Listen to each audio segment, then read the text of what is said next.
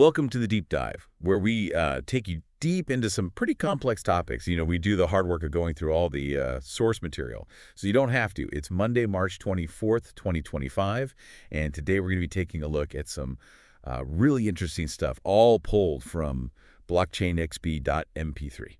Yeah, we're cutting through the noise and bringing you, the learner, the key takeaways you need to know. Think of us as your personal guides through this world of cryptocurrency and blockchain. So let's jump right into it. Okay, so the source starts off by painting this picture of the current crypto market, where things are at. Bitcoin sitting pretty at $86,000. And we get the news that the Federal Reserve is holding steady on interest rates. Right, no changes there. You'd think that'd be good news, right? Steady rates, things are stable. Usually, yeah, you'd think so. Stable rates usually signal a good environment for growth. But things aren't always so simple. You have to look at all the other factors at play, the bigger picture. Exactly. And the source points to President Trump's upcoming tariffs set to go into effect on April 2nd. Seems like there's some concern, some nervousness about how these tariffs might impact the market. Yeah, there's definitely some apprehension there. The question is it warranted? Right, because at the same time, we're also seeing some signs that inflation is actually starting to cool down. The source seems to suggest that maybe all this worry about the tariffs is overshadowing the good news about inflation.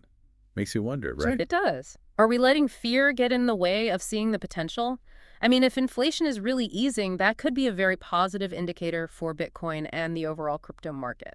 Okay, let's switch gears for a minute and talk about something that could have a huge impact on people who actually own Bitcoin. Yeah. The source talks about the FAIR Act.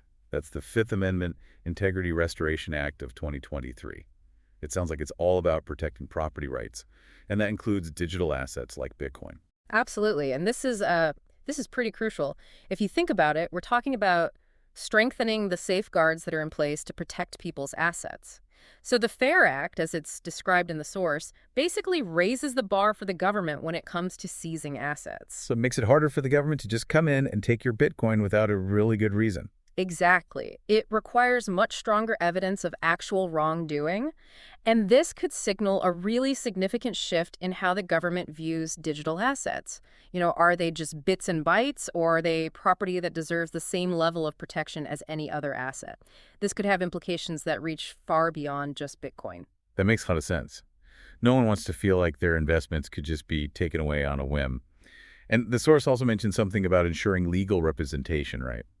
Yeah, one of the key points the source brings up is the idea that individuals who can't afford their own lawyer, if their primary residence is at risk in one of these asset forfeiture cases, they should have access to legal representation. So everyone gets a fair shot, regardless of their financial situation. That seems pretty important.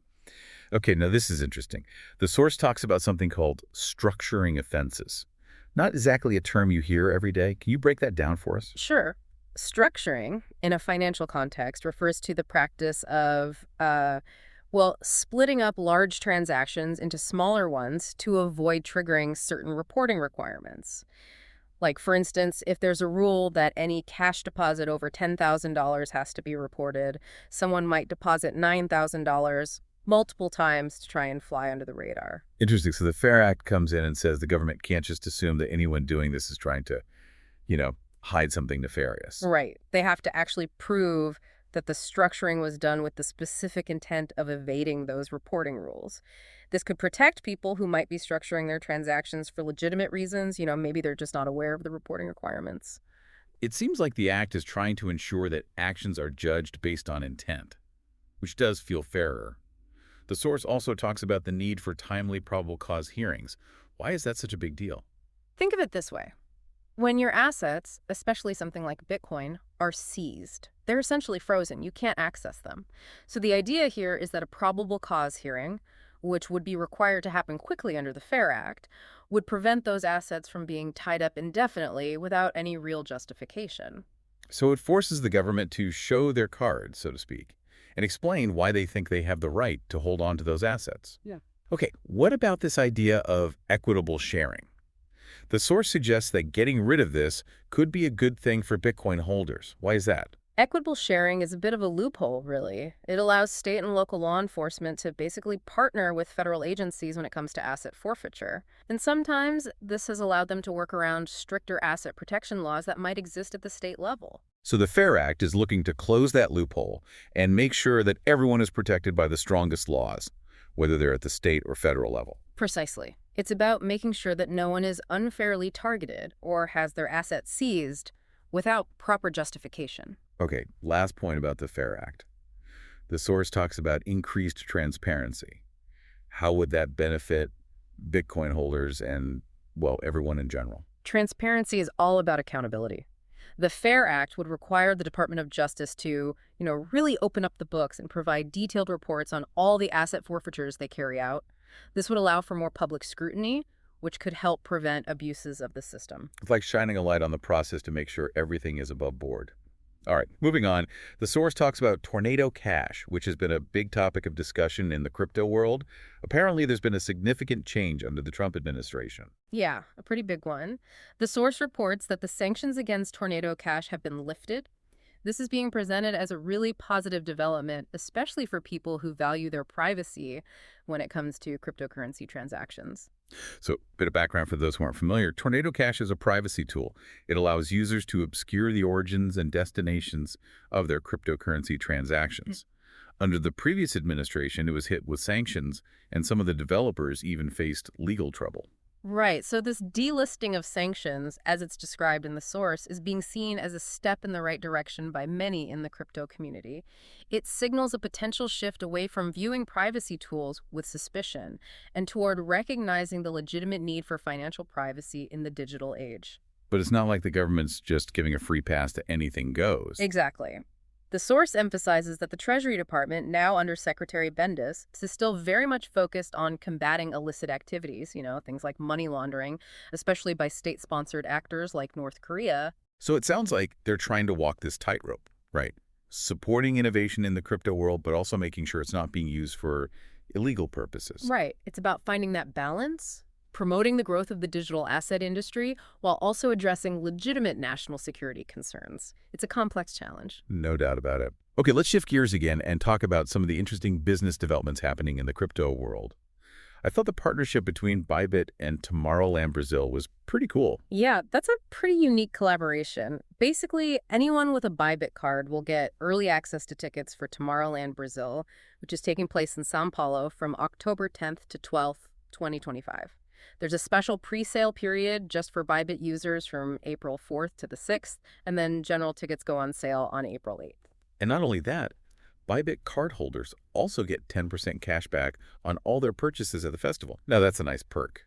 The source also mentions that Bybit had that hack not too long ago, but they seem to bounce back pretty well. It does show resilience, right? I mean, the fact that they were able to recover and now they're forging these big partnerships, it definitely says something about the industry's ability to adapt and overcome challenges. Absolutely. All right, on to something truly massive.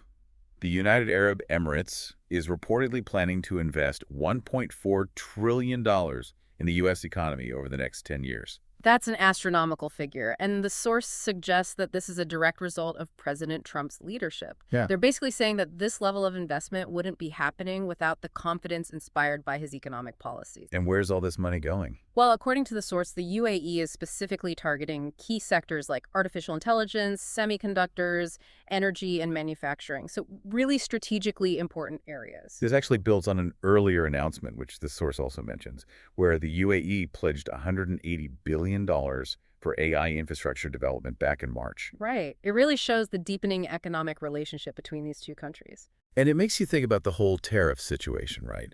Maybe these huge investments will lead to some sort of compromise or a more balanced trade agreement. It's certainly a possibility. It shows that there's a strong incentive for cooperation on both sides. Okay, let's talk about something really innovative.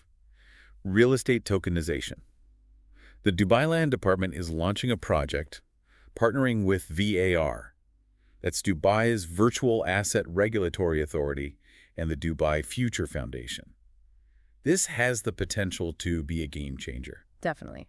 The idea here is to represent property ownership as digital tokens on a blockchain. So instead of having a traditional deed, you have a token that proves your ownership. It's kind of like owning stock in a company, but instead of owning a piece of the company, you own a piece of a property. Exactly. The source mentions that the projected market size for this could reach a whopping $60 billion by 2033. And it could make buying, selling, and investing in property so much easier, especially for people who want to own a fraction of a property. Not the whole thing. It's like fractional ownership, but Yeah. for real estate. Right, exactly. Fractional ownership becomes much more accessible, and it also potentially increases liquidity in the real estate market. And it's not just some pie in the sky idea. The source mentions that Larry Fink, the CEO of BlackRock, has reportedly expressed interest in tokenization. So people are taking this very seriously.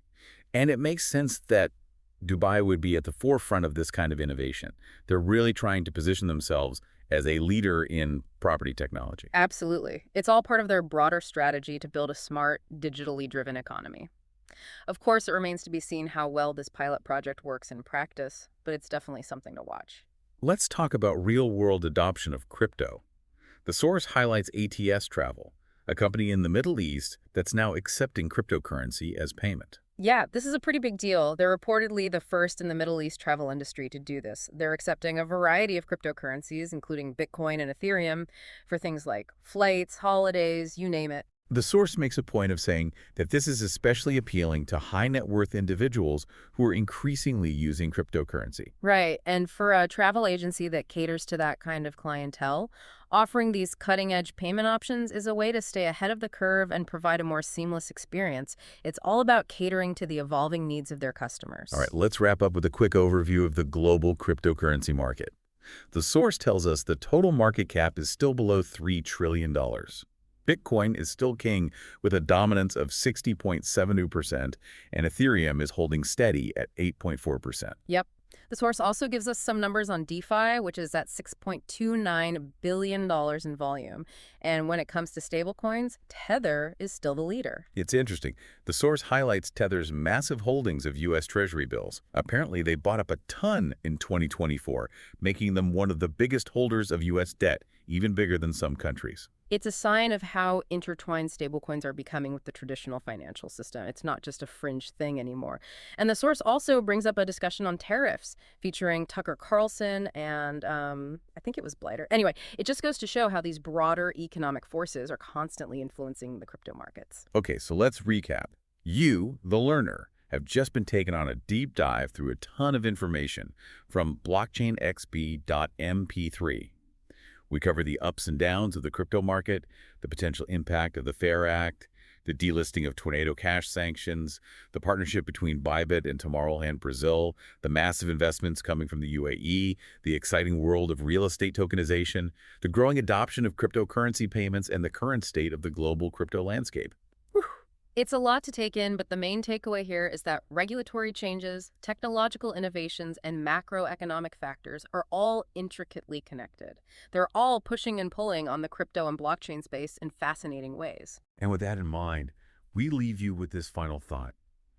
Given everything we've discussed, all these interconnected forces at play, the FAIR Act, the Tornado Cash situation, the rise of real estate tokenization, the adoption of crypto payments, the impact of tariffs, and these huge investments, which single trend do you think will have the most profound and lasting impact on the future of cryptocurrency and blockchain? Think about it. Keep exploring. The future is being written right now, and it's up to all of us to understand the forces that are shaping it.